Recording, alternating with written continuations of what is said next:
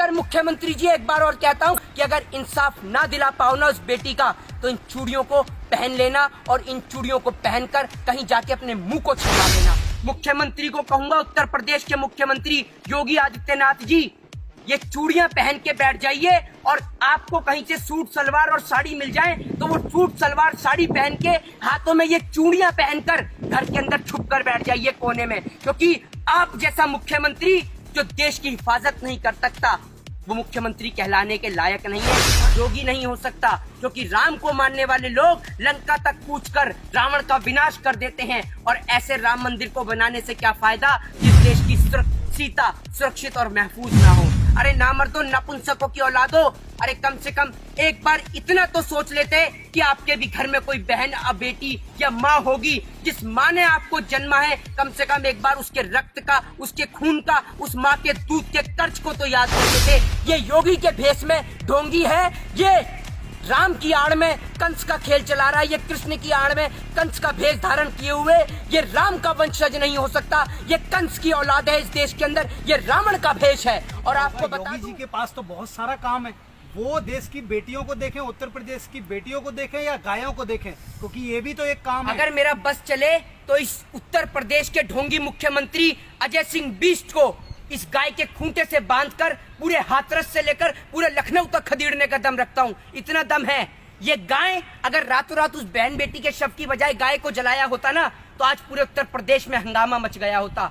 आज आप देखिए, रातों रात उस बेटी के शव को जला दिया जाता है। और देश का दुर्भाग्य है ये कि देश के अंदर तलाक एक साल में भले ही 12 होते हैं, लेकिन बलात्कार हर 12 मिनट पे, हर 10 मिनट पे एक होता है। लेकिन हमारे देश का दुर्भाग्य है कि हमारे देश के मुल्क के लोगों को 3 तलाक के ऊपर कानून चाहिए, लेकिन रेप और बलात्कार के ऊपर कोई कानून नहीं चाहिए। शिखर धवन की उंगली में चोट आ जाने पर यह देश का प्रधानमंत्री उसे संवेदना व्यक्त करता है, और देश की फूल जैसी बच्ची के बलात्कार को लेकर इससे एक ट्वीट नहीं किया जाता है। कुवैत का शासक मर जाने पर यही प्रधानमंत्री नरेंद्र मोदी उसको ट्वीट करके संवेदना व्यक्त करता है। बहन बेटी के साथ बलात्कार हो जाने पर इसके हलक में ना जाने कौन सा फेविकॉल अटक जाता है कि इसकी हलक से आवाज नहीं निकलती। ये योगी के भेष में ढोंगी है, ये राम की आड़ में कंस का खेल चला रहा है, ये कृष्ण की आड़ में कंस का भेष धारण किए हुए ये राम का वंशज नहीं हो सकता। ये कंस की औलाद है इस देश के अंदर, ये रावण का भेष है।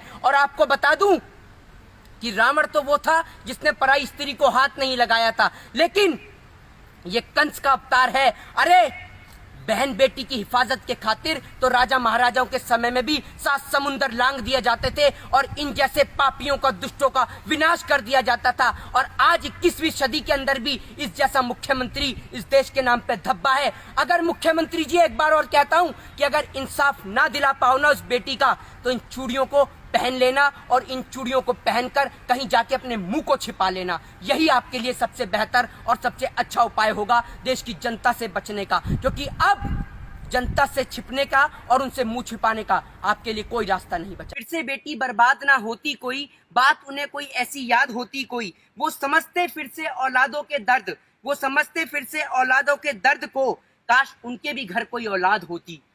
अब कहना चाहूंगा कि अपनी फूल जैसी बच्चियों की हिफाजत खुद कीजिए, क्योंकि जो सरकार चलाने वाले हैं वो खुद बेऔलाद हैं। आज शायद मैं अपनी भाषा का, अपनी मर्यादा का थोड़ा सा पालन ना कर पाऊं, आज शायद भाषा की वाणी को भी मैं क्रॉस कर जाऊं, तो उसका कारण यह है कि देश के अंदर इतनी बड़ी घटना घट गई है।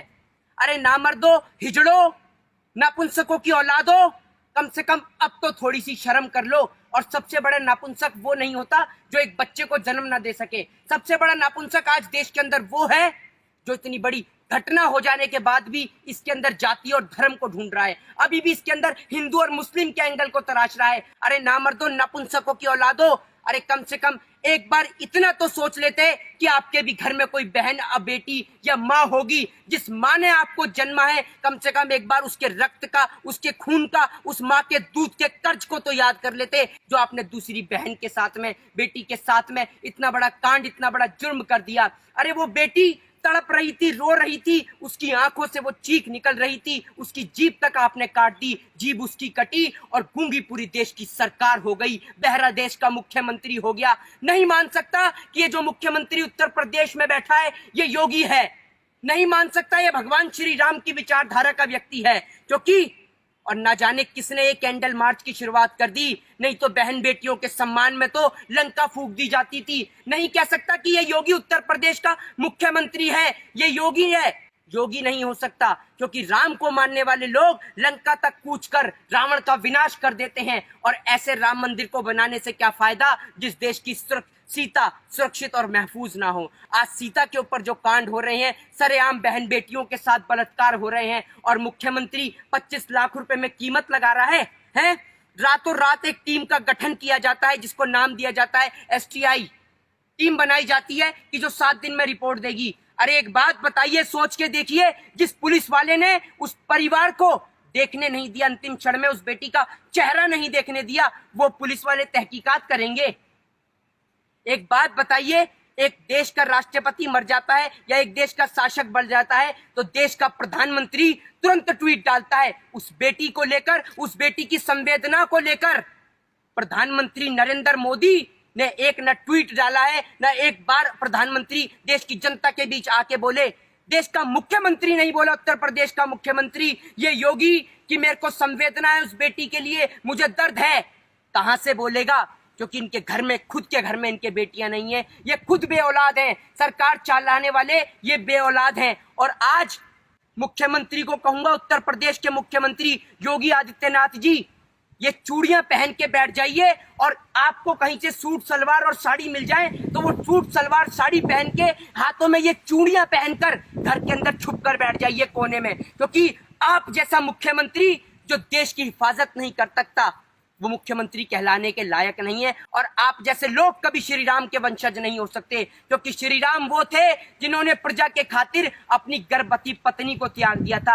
आप तो इतने निकम्मे नाकारा हो कि 25 लाख रुपए कीमत लगा रहे हो उस बेटी के दर्द की। आप जैसे लोग धब्बा हो, आप जैसे लोगों पे थूकता हूं मैं। और अर्नब गोस्वामी जैसे दलाल लोगों कि तुम आज दिखा रहे हो वो कंगना को लेकर, सुशांत को लेकर और ड्रग्स को लेकर, तो इतनी तो शर्म कर लो।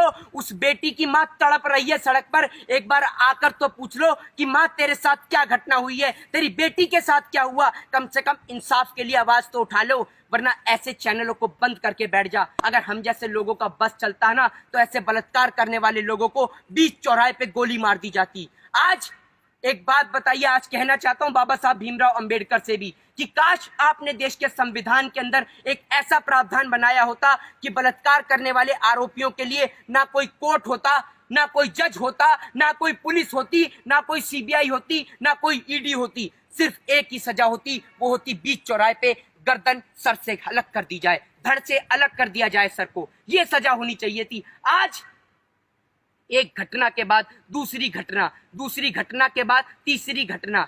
कहते हैं ना, बेटी बचाओ बेटी पढ़ाओ, आज उसका विपरीत है।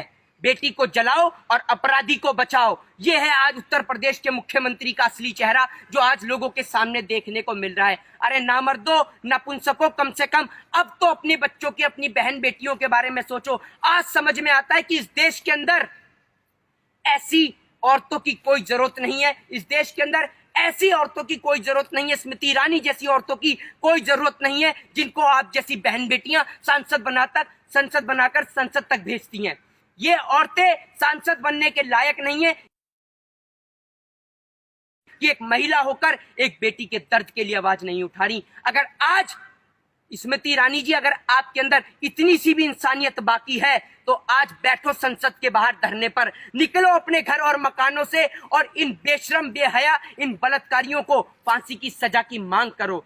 पुलिस वाला सीधे मुंह बात नहीं करता। अरे आप हिंदू धर्म की बात करते हैं, हिंदू धर्म में कभी भी रात के वक्त किसी का अंतिम संस्कार नहीं होता और ये रातों को अंतिम संस्कार कर देते हैं। अरे दलालो भड़वो, कम से कम थोड़ी तो इंसानियत अगर तुम्हारे अंदर बाकी है, और अगर अभी भी तुम्हारे दिल के अंदर इतनी सी भी इंसानियत अगर बाकी है, तो उस बेटी बहन के लिए आवाज उठाओ। क्या उत्तर प्रदेश का यही मुख्यमंत्री योगी आदित्यनाथ जब भी यही कहता, अगर ये बलात्कार किसी नेता की बेटी के साथ होता तो क्या मुख्यमंत्री ये कहता कि मैं 25 लाख दूंगा? अरे 25 लाख देश की जनता आपको देगी। आप उन बलात्कारियों को फांसी देके दिखाओ, अगर माँ का दूध पिया है तो। 25 क्या 50 लाख देगी देश की जनता आपको। आप फांसी तो देकर दिखाओ उनको। है आप में दम फांसी देने का? है आपके कानून में दम?